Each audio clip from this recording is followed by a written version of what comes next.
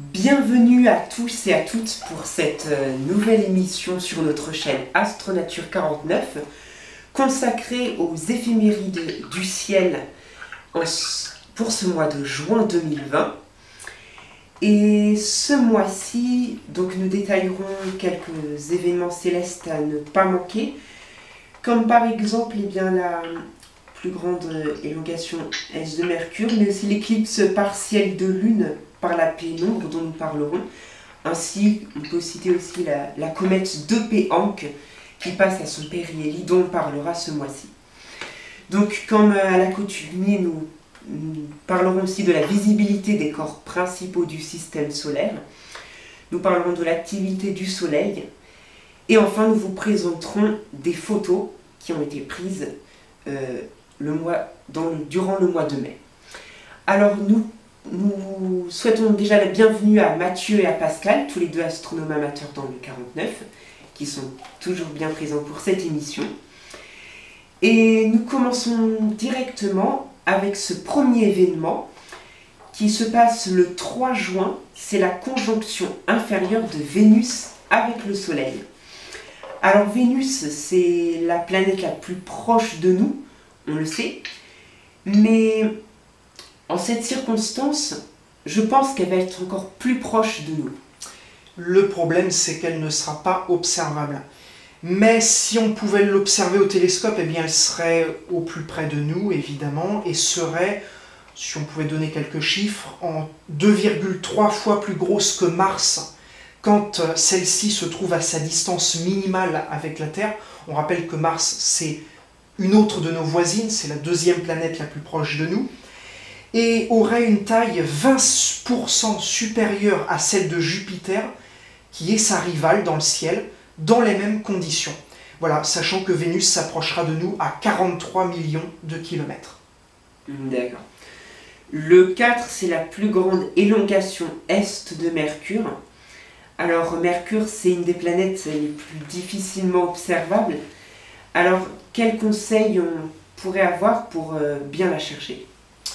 Déjà, première chose, avoir un horizon dégagé. C'est indispensable. Pourquoi ? Parce qu'en fait, Mercure va être assez basse sur l'horizon ouest-nord-ouest. Et en plus de cela, si on veut la chercher au télescope, ou même aux jumelles, eh bien, ça sera idéal d'avoir un horizon dégagé. Alors, au télescope, justement, si on veut tenter de l'observer, et si la turbulence est faible, ce qui est malheureusement assez rare à cette période et cette hauteur sur l'horizon, eh bien sa phase pourra être reconnaissable. Pour les horaires, eh bien on pourra donc chercher Mercure entre 22h15 et 23h à 23h15. C'est à peu près l'heure où elle se lève, enfin l'heure où elle commence à apparaître et les heures où elle commence à se coucher du côté de Paris.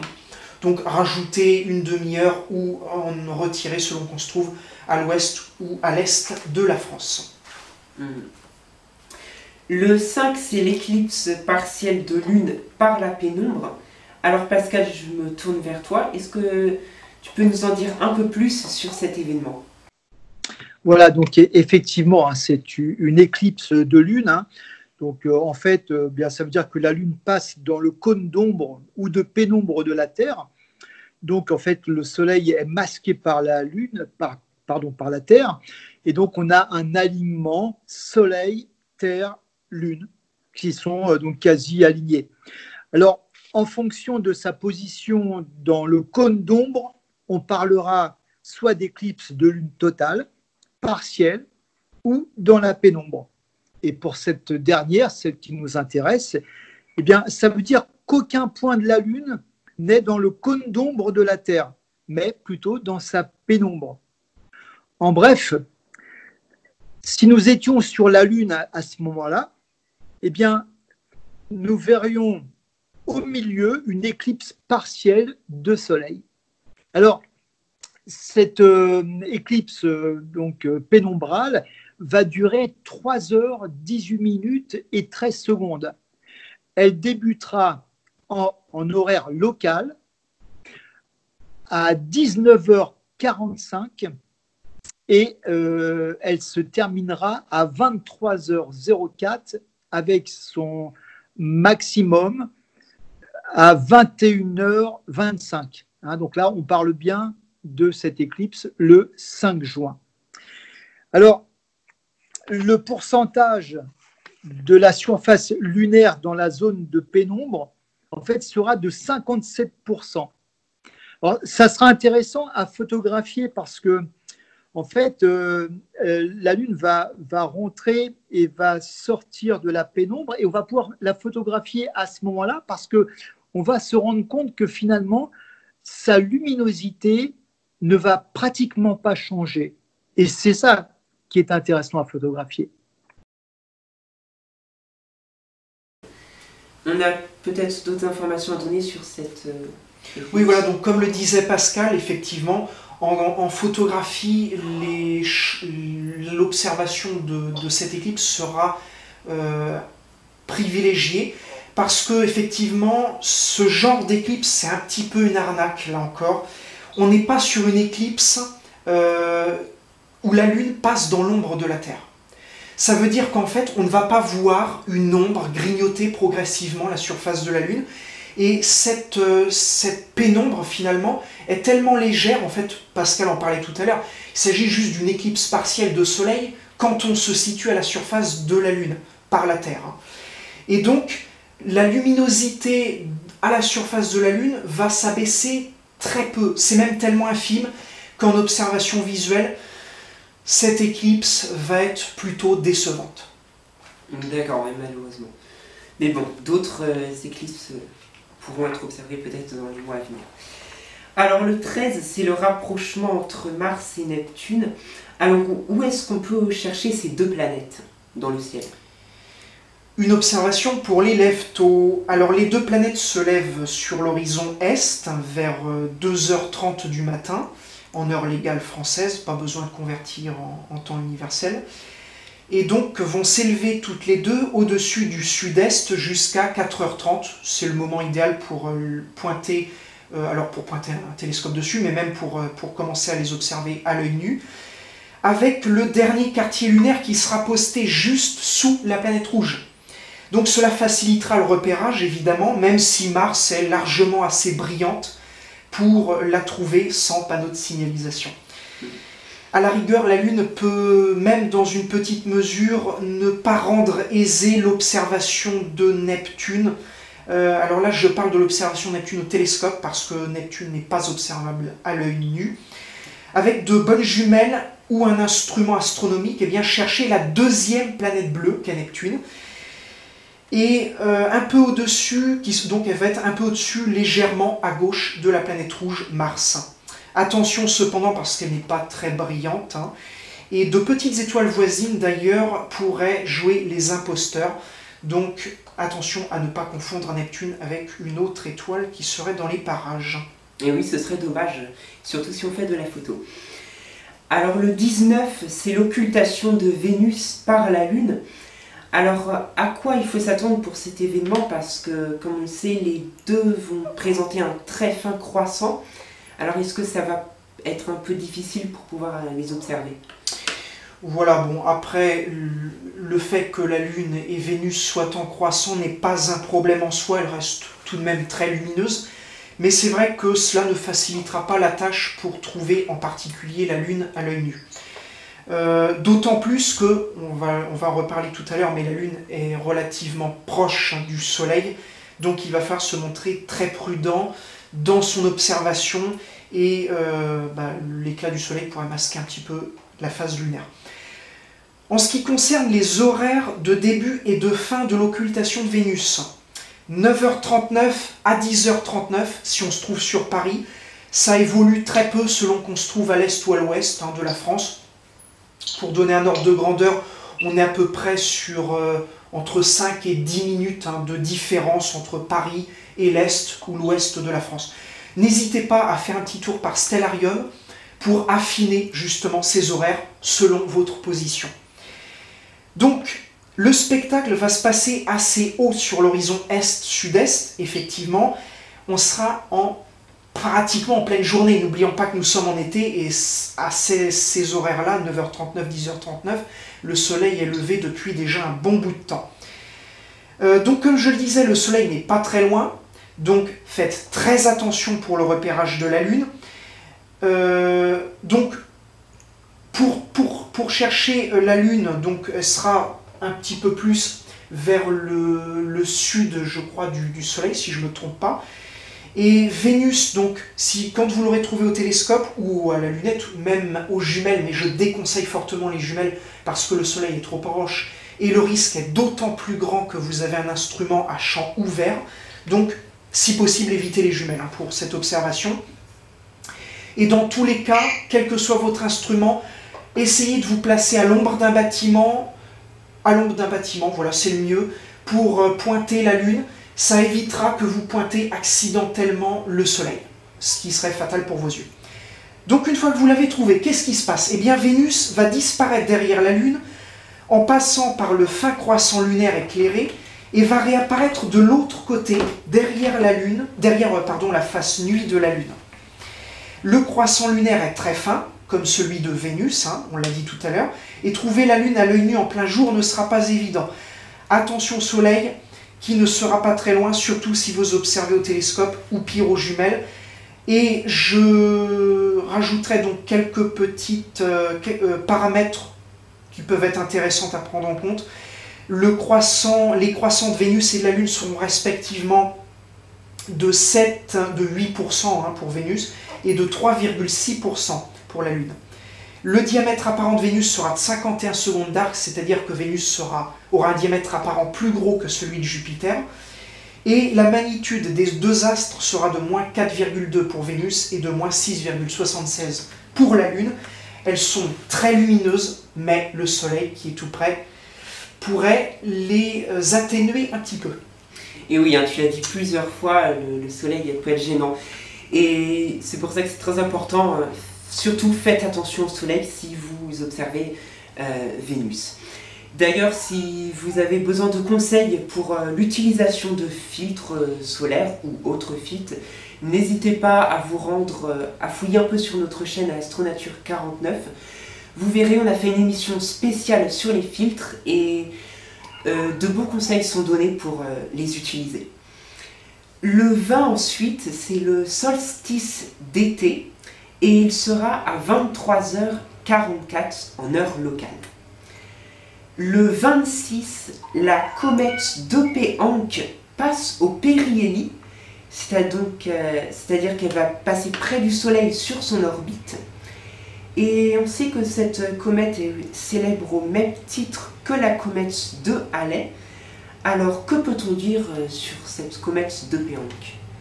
Est-ce qu'elle va tenir ses promesses? C'est la question. Eh bien, je vais vous décevoir, mais que ce soit début juin, fin juin ou début juillet, elle se lève et se couche à peu de choses près avec le Soleil. Et en reste visuellement proche. Ensuite, eh bien, elle s'en éloigne courant juillet, mais il faudra passer dans l'hémisphère sud pour en profiter un peu. Quand bien même son éloignement au Soleil n'est pas qu'apparent visuel, mais aussi réel. Sa magnitude s'effondre alors et au-delà de la mi-juillet, elle disparaîtra aux yeux des observateurs de la plupart des instruments d'amateurs. Alors cette comète Dopé-Hank, c'est une comète, comme on l'a dit tout à l'heure, qui est plutôt célèbre. C'est la deuxième comète qui a été répertoriée en tant que comète périodique. Et justement, cette période est de 3,3 ans. C'est donc dans ce laps de temps qu'elle fait le tour autour du Soleil. Seulement, contrairement à ce qu'on pourrait penser, elle se rapproche plus près du Soleil que la Terre et elle s'en éloigne plus loin que nous du Soleil. Ce qui signifie donc qu'elle a une orbite qui est extrêmement elliptique. Et elle a un noyau de 4,8 km. C'est un noyau qui est quand même relativement petit. Espérons qu'il va être assez actif même. Alors c'est justement, en termes d'activité, c'est justement une comète qui est stable. C'est différent des comètes dont on a parlé le mois dernier, qui sont des comètes nouvellement découvertes, qui sont peu connues et qui sont surtout très volatiles. La Dopé-Hank est une comète beaucoup plus solide, beaucoup plus stable, et on sait très bien que sa magnitude et son activité vont rester très stables durant tout son périhélie. Voilà. Très intéressant. Alors justement, on a évoqué Atlas tout à l'heure, mais comment vont justement cette comète et puis aussi Pan-STARRS et la comète Swan dont on a parlé le mois dernier? C'est l'occasion de donner quelques nouvelles. Alors, C2017 T2 Pan-STARRS reste la plus aisément observable dans notre ciel boréal. Elle passe près de 2B, qui est une étoile de la Grande Ourse, le 5 juin, puis de Phecda, qui est aussi une étoile de la Grande Ourse, le 16 juin, à observer haut dans le ciel en pleine nuit. Et puis le 1er juillet, pour terminer, eh bien, elle côtoiera Chara, qui est une étoile des chiens de chasse, la deuxième étoile la plus brillante des chiens de chasse, qui est près de Cor Coralie, l'étoile la plus brillante des chiens de chasse. C2019 Y4 Atlas, eh bien, elle traverse le Taureau, puis Orion, le 1er juin et le 1er juillet. Or, le Soleil se trouve dans la même région, Atlas ne sera donc plus observable. C2020 F8 Swan, eh bien, il ne reste plus beaucoup de temps pour la pointer. Dernier rendez-vous le 1er juin près de Capella du Cocher. Ça se passera bas sur l'horizon nord-ouest, donc il faudra là encore un horizon dégagé, à partir de 23h15. Au 1er juillet, elle sera visuellement tout près du Soleil. Ce sera la fin de la période d'observabilité de la comète Swan. Voilà, merci pour ces nouvelles de ces 3 comètes. Alors, ce mois-ci, Pascal, peux-tu nous dire quel essaim météoritique pourrait être observé? Voilà, alors il y en a une dont je me suis intéressé plus particulièrement. Il y en a 2 en fait, hein, mais on va parler plus de l'essaim d'étoiles filantes des Boutides. Alors, Boutide, en latin, c'est Boutès. Alors, Boutès, qu'est-ce que ça veut dire? En français, c'est Bouvier. Et on peut se demander, qu'est-ce que c'est, Bouvier? Alors, je vais vous donner la définition en anglais. En anglais, on dit cow-boy. En fait, c'est tout simplement un gardien de bœufs. Comme ça, moyen mémotechnique pour s'en souvenir.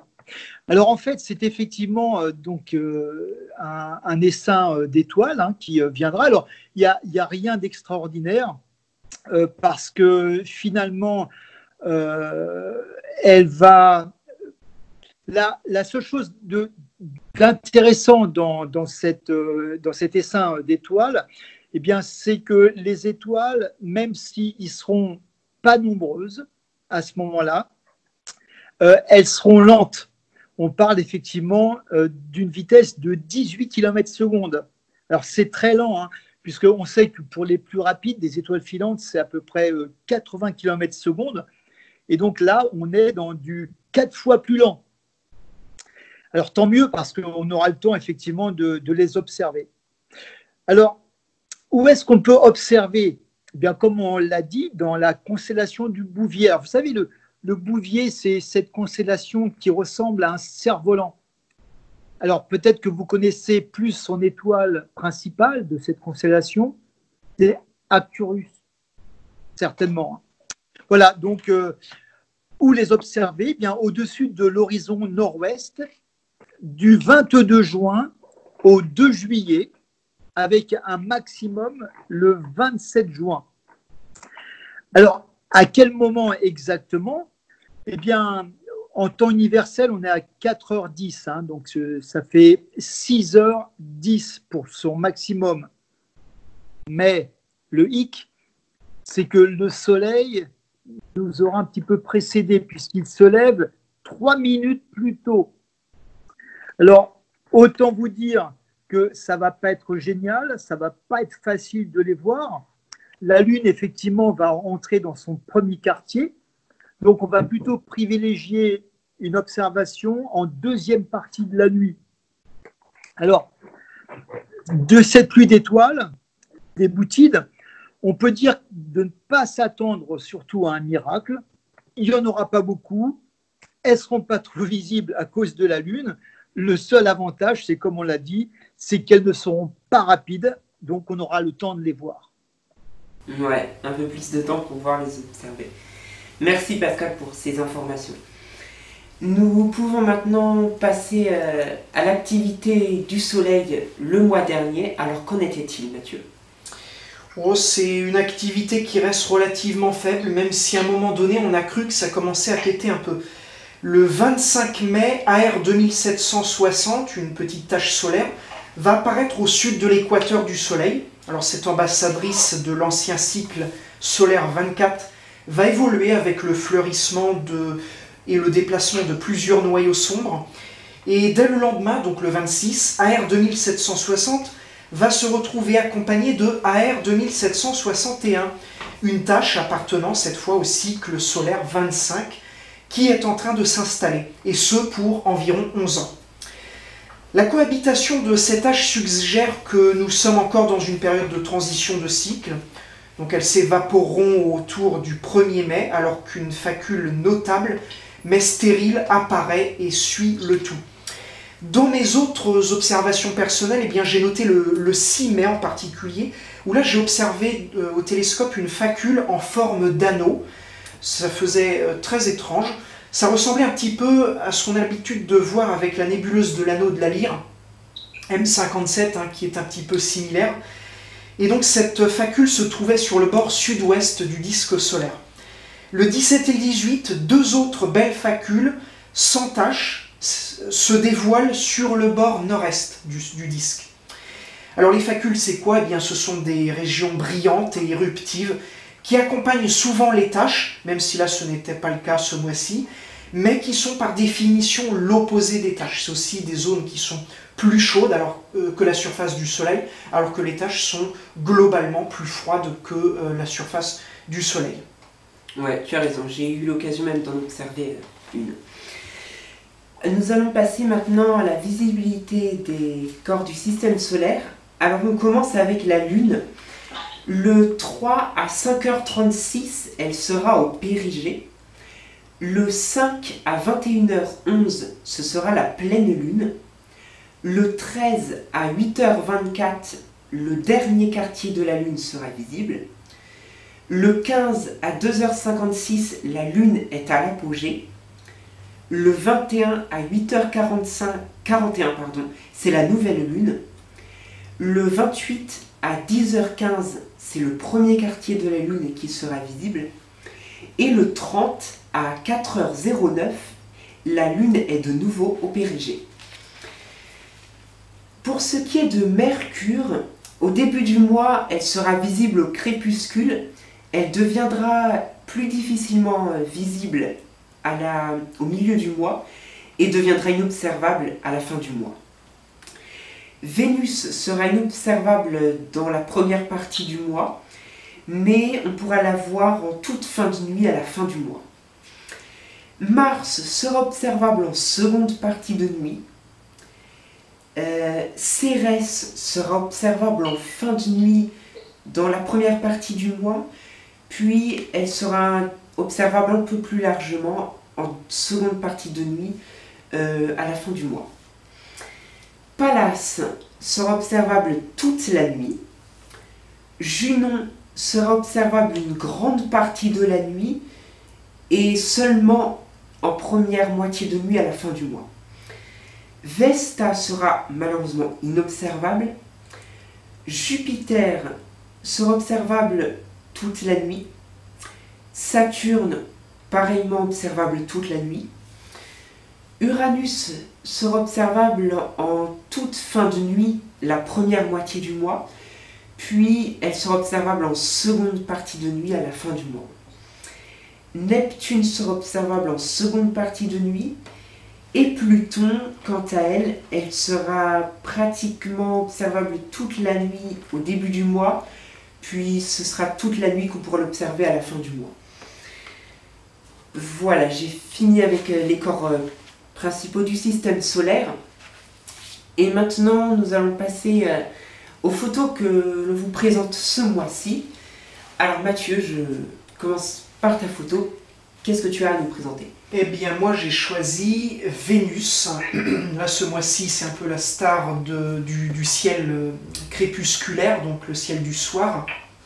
Alors, à l'arrivée donc de cette fin de mois de mai, Vénus se rapproche de plus en plus rapidement du Soleil, et d'ailleurs on en a parlé tout à l'heure, début juin, eh bien, elle sera au plus près du Soleil, donc inobservable, à part si vous voulez tenter l'observation en pleine journée, mais je vous le déconseille parce qu'elle est beaucoup trop près du Soleil, ce serait trop dangereux.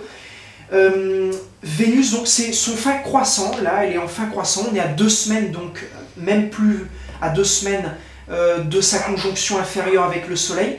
Donc là elle présente un croissant qui est très très fin, et donc que j'ai eu l'occasion de photographier à plusieurs reprises ce mois-ci, à travers un télescope de 200 mm, là en l'occurrence sur cette photo, mais également à travers un télescope de 250 mm d'ouverture. D'accord, merci Mathieu pour cette magnifique photo que tu as nous présentée. Alors une fois n'est pas coutume, hein, parce que c'est la première fois que je présente une photo dans ces émissions. Mais voilà, ce mois-ci j'aimerais vous montrer donc une de mes photos. Et celle-ci présente donc Vénus qui passait près de la Lune, c'était le 26 avril donc de cette année. Alors c'est étonnant, mais je n'ai pas pris ça avec un appareil photo, comme on pourrait le croire, c'est avec seulement mon smartphone. Voilà, alors avec en mode pro, ça montre ainsi que voilà, on n'a pas besoin forcément d'appareil photo sophistiqué pour pouvoir prendre des photos du ciel. L'astrophotographie est vraiment accessible à tout le monde. Je vous invite d'ailleurs à le faire. Alors j'ai pris ça, comme je le disais, voilà, il suffit de mettre l'appareil photo du smartphone en mode pro. Alors cette photo je l'ai prise avec une ISO de 400 et un temps de pause d'1/8 de seconde. Et voilà, le rendu n'est pas si mal que ça, donc je vous invite vraiment à essayer, vous serez peut-être surpris parce que vous allez pouvoir capturer dans le ciel. Donc voilà maintenant que se termine cette émission des éphémérides. Et pour le mois prochain, donc, nous parlerons notamment de 4 oppositions. Alors 3 oppositions planétaires, il s'agit des planètes Mars, Jupiter et Pluton, et l'opposition d'un astéroïde, il s'agit de Pallas. Alors je vous invite aussi à aller sur la chaîne, donc l'Explorateur du ciel, qui est ta chaîne Mathieu, que tu as consacré ainsi à plusieurs vidéos que l'on peut retrouver, notamment récemment, et tu as sorti un sur Bételgeuse notamment, et aussi sur les nuages du ciel. Très intéressant, allez dessus et n'hésitez pas à vous abonner à sa chaîne. Vous la retrouverez d'ailleurs sous l'onglet chaîne de notre chaîne Astronature 49. Alors c'est vrai que le confinement est terminé, mais restons vigilants parce que on ne sait jamais. C'est pas parce que le confinement est terminé qu'on ne peut plus attraper le virus. Au contraire, il est toujours présent, alors il faut faire très attention. En tout cas, bientôt nous sortirons une autre vidéo qui sera consacrée donc au ciel profond au fil des mois, comme on a l'habitude de sortir chaque mois. Et ce mois-ci, nous reviendrons en exclusivité donc sur les trous noirs et notre centre galactique, mais cette fois-ci en astronomie amateur. On vous souhaite à tous de bonnes observations et bon ciel.